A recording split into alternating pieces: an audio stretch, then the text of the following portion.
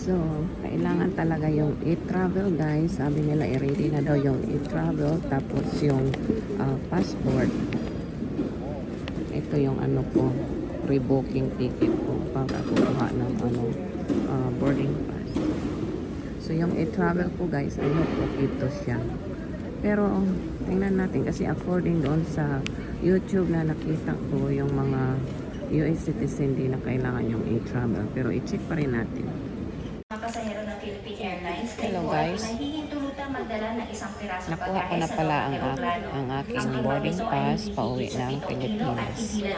At na-realize ko guys na hindi naman pala talaga kailangan ng QR code pag meron kang US passport, foreign passport dito sa US. So, kumuha lang ako ng boarding pass kasi rebook yun eh. Ayan, at hanapin na natin yung ating gate guys para hindi tayo uli ma-late sa ating flight. So ito pala yung Los Angeles Airport. Malawak siya. Kaya kailangan maaga ka talaga dito. This time guys, wag na tayong aasa doon sa mga kung saan ba yung terminal kasi mawawala na naman tayo guys at mamimiss na naman natin yung flight natin. Grabe, ang laki naman na airport nito. Ang daming paikot-ikot. Kaya pag international guys, maaga ka talaga dito. Maaga pa ako. Alas 7 pa lang pumunta na ako dito. And then yung flight ko, mga pa, mamaya pang tanghali. So dito daw, security checkpoint. 2:05 tayo. 2:05. Ganyan kalaking airport dito sa Los Angeles. Ito na yung security. TSA. Dito tayo dadaan. Medyo stress tong guys pag mag-travel tayo. Lalo na pag malayuan. Kasi ang daming mga taong nagta-travel. Pero worth it din naman. And then you learn different stuff from your travel too. Like this time, I learned one thing na kailangan kong gawin next time at i-share ko yan mamaya sa inyo guys. Kung ano yung isang big thing na na-learn ko during this time of my travel. Kailangan yung mga dala-dala mo talaga mga bag guys. Saka yung mga luggage mo pang bara-bara. Kasi dito, tapon-tapon lang yan. Yan, bara-bara na lang yan dyan. So, nakadaan na tayo sa TSA Security. Ngayon, hanapin natin yung Terminal B, Gate 205. Huwag tayong aasa sa mga guys, sa mga tabi-tabi. Kailangan hanapin talaga natin. So, 205.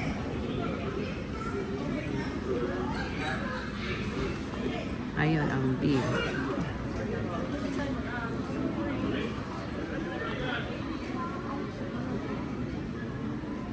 No, dito daw. Follow lang natin yung arrow. Daming shoppingan kaya dito duty free. Mamaya na yan pag nakita natin yung gate natin. Nasa 205 lang tayo so for sure malapit lang. Yan, tingnan nyo guys, maaga pa kaya wala pang masyadong tao. Yung iba sarado pa yung store.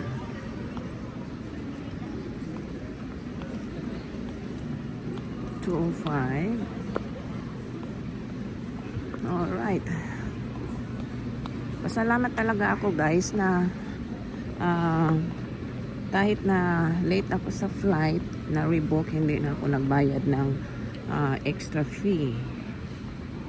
Kasi natandaan ko noon yung friend ko na miss niya yung flight. Sa Philippines naman yun. Pero nag-rebook ulit siya, nagbayad ulit siya ng ticket. 205 Terminal B. Okay. Gauge to. Dito daw. Dito na area. So, ang daming mga shopping andito guys. Para na siyang small na shopping place. So, dito tayo sa 205. Tama ba yung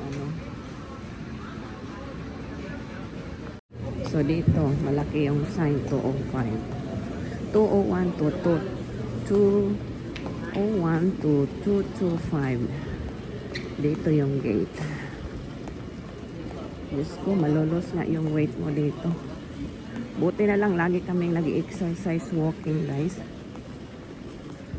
Kaya, pag hindi ka sanay mag-walk, naku, hihingalin ka talaga dito. Alright, follow natin tong sign. Kita niyo yung airport. Yung mga airlines. Meron tayo dito. Buti na lang nag-breakfast din ako. At least may energy ako kahit konti. Wala akong ganang magkain guys ng breakfast o kahit anong meal, lalo na pag ganitong nagbabiyahe ako lalo na pag malayuan. Maliban na lang kung nasa loob na siguro ako ng plane, yung na ba, relax na. Marami pa tayong oras na, meron pa tayong 3.5 hours. Pero kailangan ko na makita talaga muna yung gate 205. Ayun ang boarding of 11:35. Pag marami kayong mga dala-dala, meron namang cart dito na ita-transfer ka. Tulad yan, oh. So, gate 201 to 205. So, nasa tamang daan tayo, guys.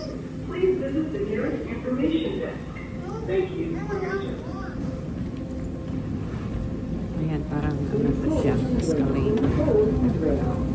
Napapadali yung lakad natin.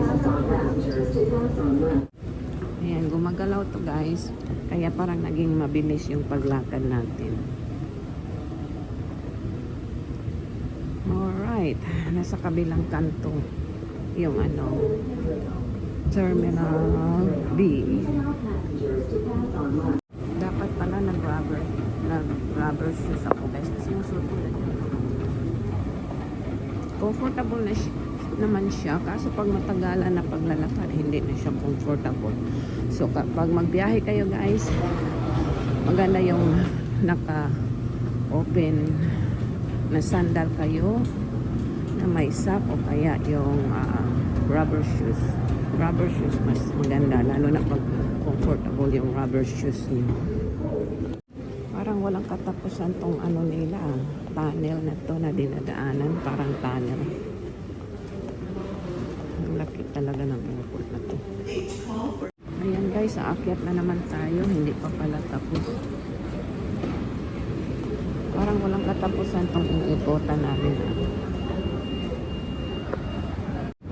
201 to 210 dito sa left side, and then 221 to 225 sa right side. So dito tayo sa left. Ayan, marami rin makainan dito. Para lang siyang small mall. Sirado pa yung ibang store. Ikot-ikot tayo dyan mamaya once na makita na natin yung ating gate. Kasi ang layo pa lang.